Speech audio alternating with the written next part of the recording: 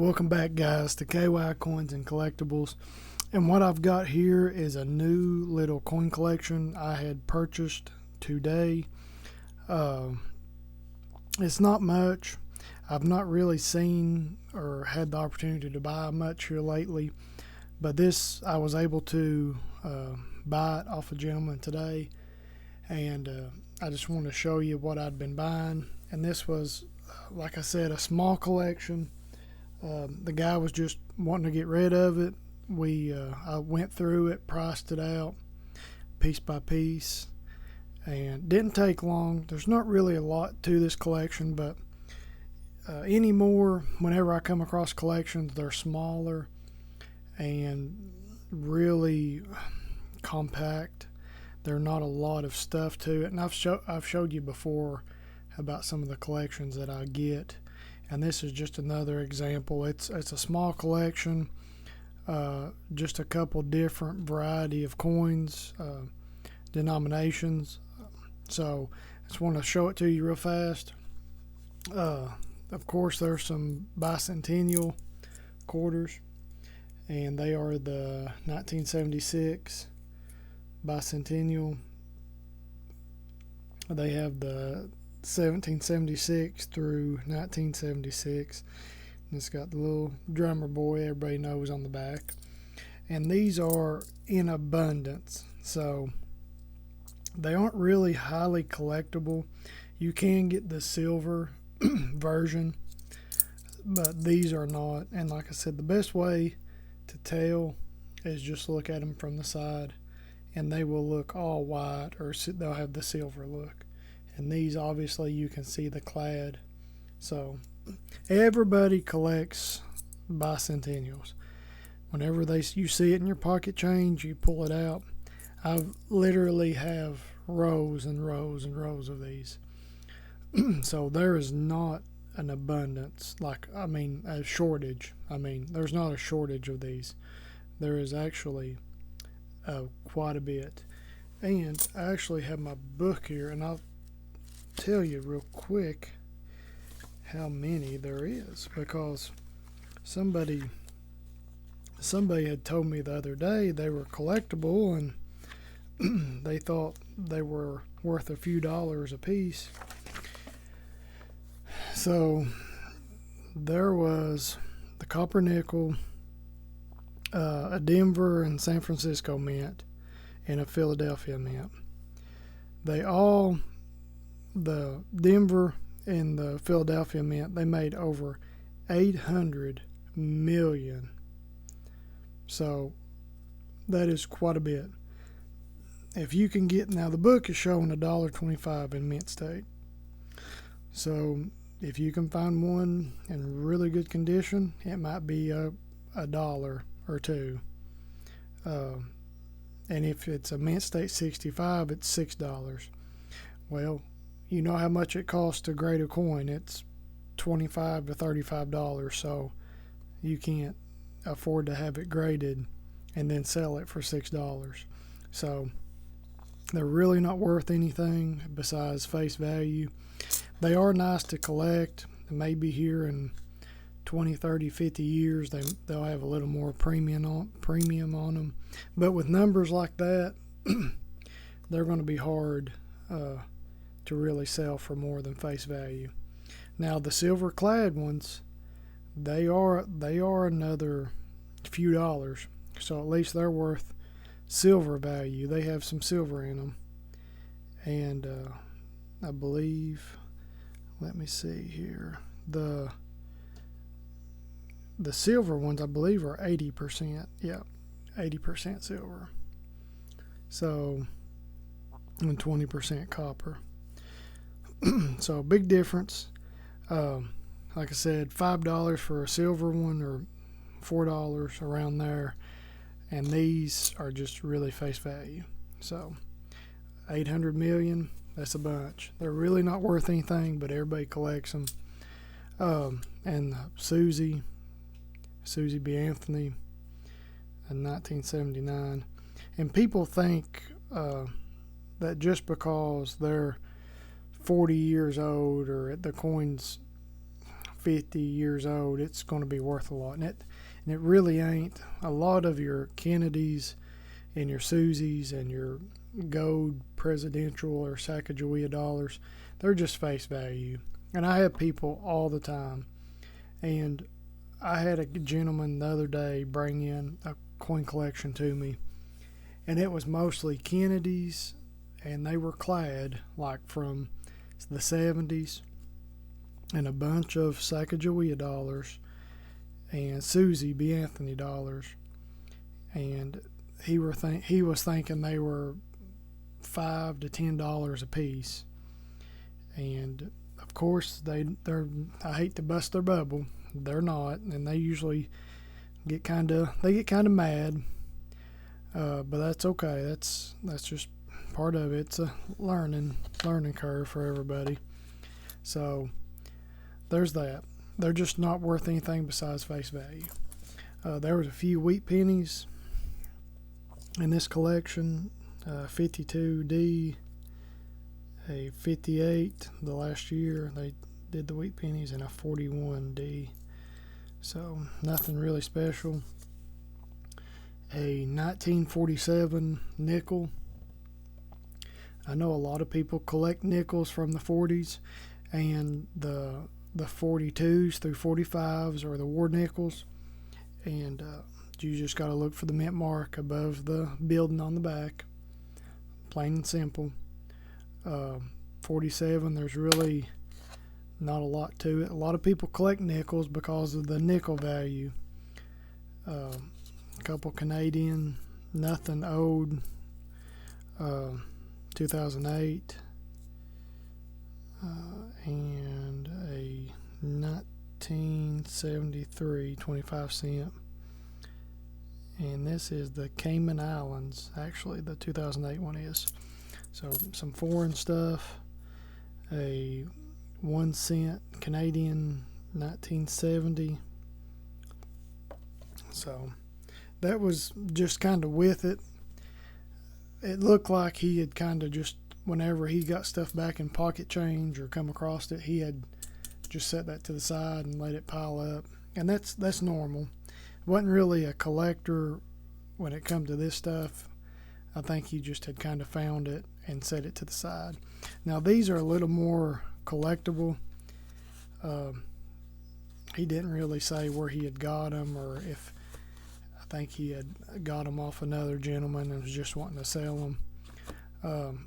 He's got 3 of these older Whitman books. And these are very common. I've got a pile of these old books, and the Kennedy ones are very popular. In the 60s and 70s, a lot of people were putting these sets together, and they were relatively easy to put together. You could go to the bank and you could pretty much find all of the coins. And this one's copyrighted 64.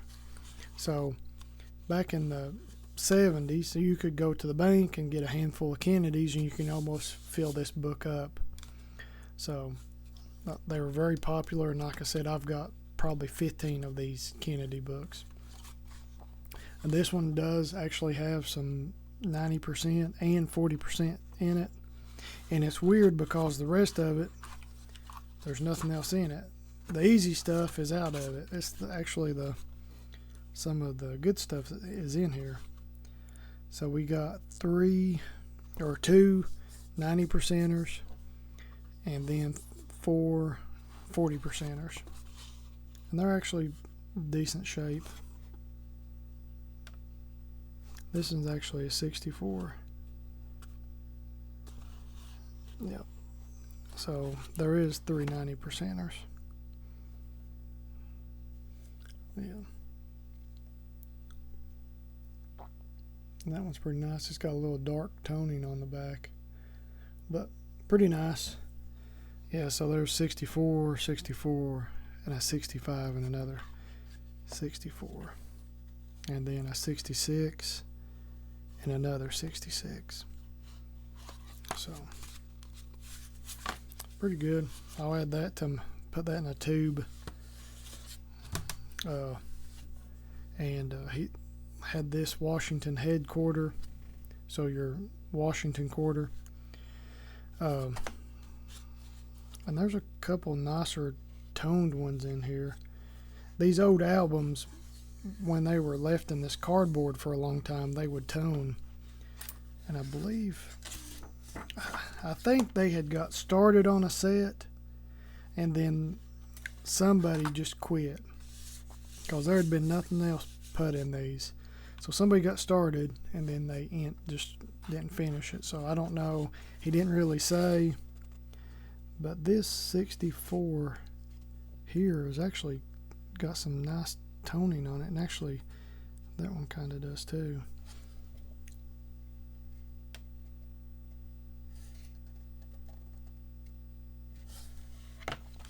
Let's go ahead and pop that one out. We'll check it out. It's very easy to find some nice 64s. I'm looking at it here. The back is pretty white. I'll try to do some more close-up of coins. I know I'm not that good. I just get carried away looking at it, and I forget to show y'all. But you can see around the edges here the toning, how it was started. And that's just from it being left in this album for 20, 30, 40 years. Or longer. But it's pretty nice. Put that back in there.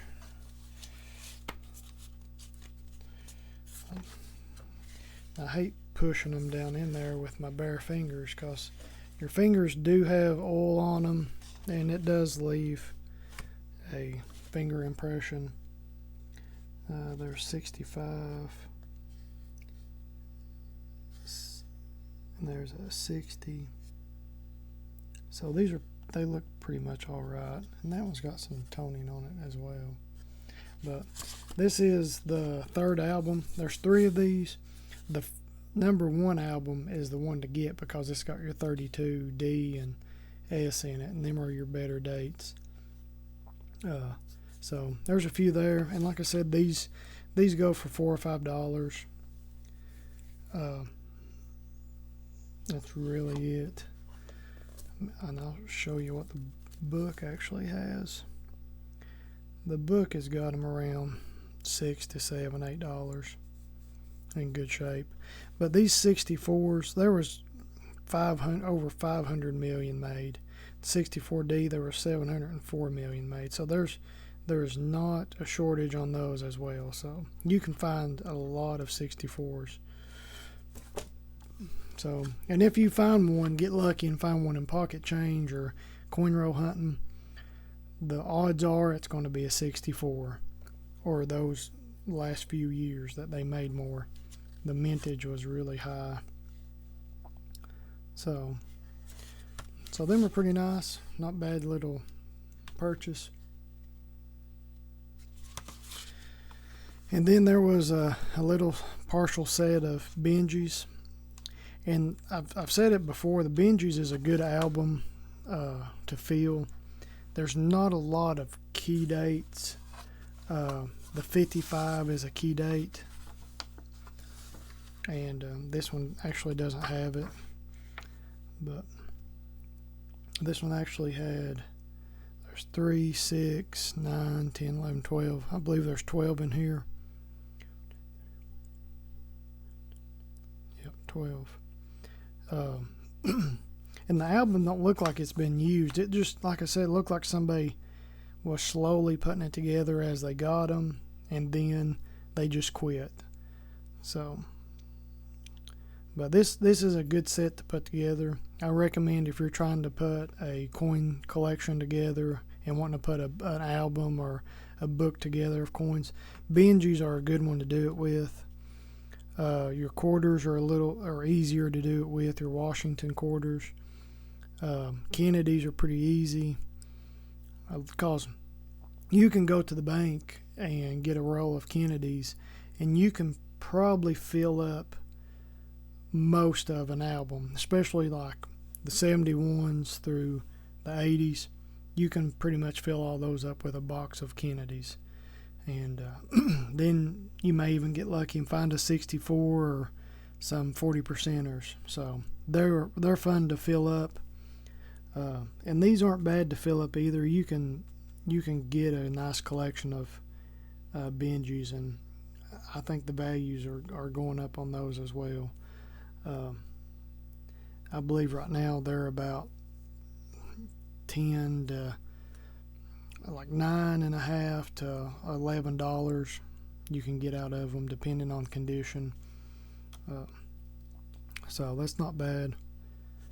I don't think any of these are really great, anything special.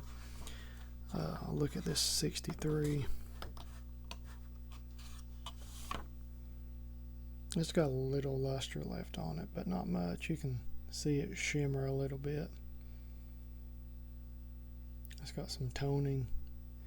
But on these you want to look for the bell on the back, the bell lines at the bottom.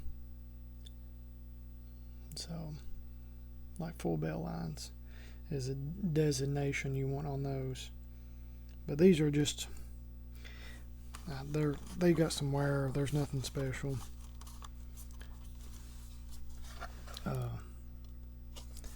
This 1950 has a little bit of toning on it. But that's really it, guys. It wasn't nothing special. It was a nice little collection, but I thought it'd be nice to show you another little coin collection I got from a gentleman. And this is more or less how they look. Rarely do I come across a big coin collection. It's hard. It was hard for people around here in eastern Kentucky. It didn't have a lot of money, and it's hard to hoard up money when you don't have a lot of money. So instead of putting together a $50 coin collection, they had to spend the $50 to make ends meet and feed the family. So a lot of my older coin collections that I buy off people, and people tell me all the time, like, man, I've got this huge coin collection. I've got a bunch of coins. They're old and rare. And then they bring me this. And I'm like, that's a nice collection, but it's not a big, huge coin collection. But this is, for a lot of people, this is very normal and common around here. Especially for it's a little more odd for it to be in albums, because most of the time they'll just bring me raw coins like this, or they'll be in a little box and it'll be Grandpa's little coin collection that he had kept and had some old money from the war, or just over the years he'd kept it and just gave it to family members. But this, more or less, this is what it looks like. So, but I'm very happy with it. I get to add to my silver.